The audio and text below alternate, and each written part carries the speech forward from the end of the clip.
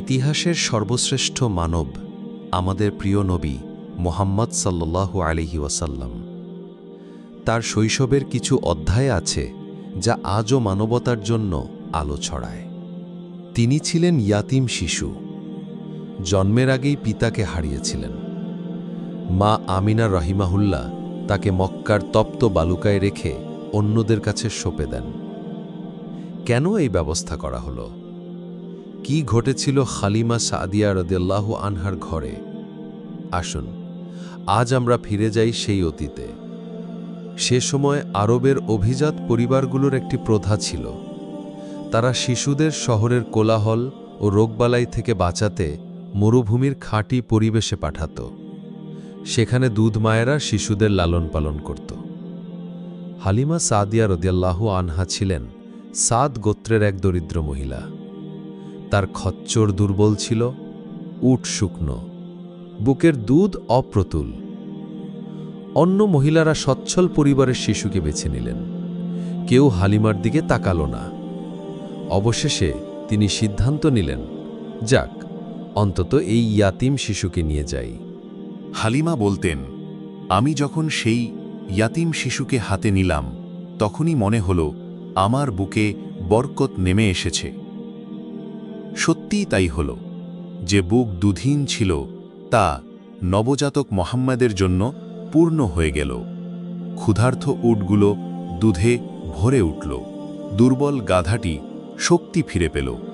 যেন আল্লাহ তাআলার পক্ষ থেকে হালিমার জীবনে রহমতের বৃষ্টি নামল।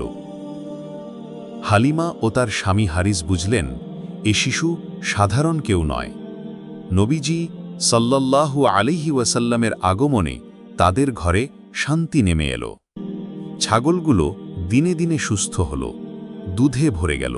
প্রতিবেশীরা অবাক হয়ে বলতো, হালিমার ঘরে কিভাবে এত বরকত এলো? তারা জানত না তাদের ঘরে আশ্রয় নিয়েছেন আল্লাহর প্রিয় রাসূল সাল্লাল্লাহু আলাইহি ওয়াসাল্লাম। নবীজি সাল্লাল্লাহু আলাইহি ওয়াসাল্লাম মরুভূমির মুক্ত পরিবেশে বেড়ে উঠলেন। বিশুদ্ধ বাতাস, খাঁটি খাদ্য, শুদ্ধ আরবি ভাষা, সব মিলিয়ে তিনি শারীরিক ও মানসিকভাবে অনন্য হয়ে উঠলেন। তিনি শান্ত, ভদ্র ও মায়াময় শিশু ছিলেন। অন্য শিশুদের সাথে খেললেও কখনো অহংকার বা অশোভন আচরণ করতেন না। মুখমণ্ডল আলোকোজ্জ্বল, সবাই তাকে ভালোবাসত। শৈশবে একদিন নবীজি সাল্লাল্লাহু আলাইহি ওয়াসাল্লাম তার সাথী শিশুদের সঙ্গে খেলছিলেন। হঠাৎ দুই ফেরেশতা সাদা পোশাক পরিহিত হয়ে এলেন। তারা নবীজিকে শুইয়ে দিলেন। ফেরেশতারা তার বুক চিরে হৃদয় বের করে জল দিয়ে ধুয়ে দিলেন। কালো দাগ অপসারিত হল। পরে বুক বন্ধ করে দিলেন। শিশুরা ভয়ে দৌড়ে গিয়ে হালিমাকে জানালো, মোহাম্মদকে হয়তো কোনো ক্ষতি হয়েছে। কিন্তু নবীজি সাল্লাল্লাহু আলাইহি ওয়াসাল্লাম শান্তভাবে বসেছিলেন। ঘটনার পরে হালিমা নবীজিকে মা আমেনার কাছে ফিরিয়ে দিলেন। তারা সারা জীবন নবীজি সাল্লাল্লাহু আলাইহি ওয়াসাল্লামকে ভালোবেসে দেখেছেন।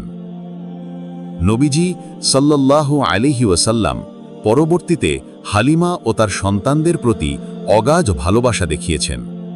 নবুয়তের পরও তিনি হালিমাকে সম্মানের আসনে বসাতেন, নিজের মায়ের মতো। নবীজি সাল্লাল্লাহু আলাইহি ওয়াসাল্লামের শৈশবের ঘটনা আমাদের শেখায়, আল্লাহর প্রিয় বান্দার সঙ্গে যুক্ত হলে জীবনে বরকত নেমে আসে। হালিমা দরিদ্র ছিলেন, তবে ইয়াতিম নবীকে আশ্রয় দিয়ে তারা দুনিয়া আখিরাতে সম্মানিত হলেন। শিশুদের ভালোবাসা, ইয়াতিমের প্রতি যত্ন নেওয়া, এসব ইসলামের মহান শিক্ষা। এভাবেই নবী মুহাম্মদ সাল্লাল্লাহু আলাইহি ওয়াসাল্লামের শৈশব হালিমা সাদিয়া রাদিয়াল্লাহু আনহার ঘরে কাটল, রহমত, বরকত এবং ভালোবাসায় ভরা পরিবেশে। ইতিহাসের এ অধ্যায় কেবল একটি গল্প নয়, এটি মুসলমানদের জন্য পথ প্রদর্শক। তিনি ছোটবেলা থেকেই আলাদা ছিলেন। তার আগমনেই সারা দুনিয়ার জন্য দয়া ছড়িয়ে পড়ে। আমরা যেন তার শিক্ষা অনুসরণ করি, এটাই হবে তার প্রতি আমাদের প্রকৃত ভালোবাসা। যদি ভিডিওটা ভালো লাগে তবে লাইক, কমেন্ট ও শেয়ার করবেন এবং পরবর্তী পর্বগুলো পেতে চ্যানেল সাবস্ক্রাইব করতে ভুলবেন না। ধন্যবাদ।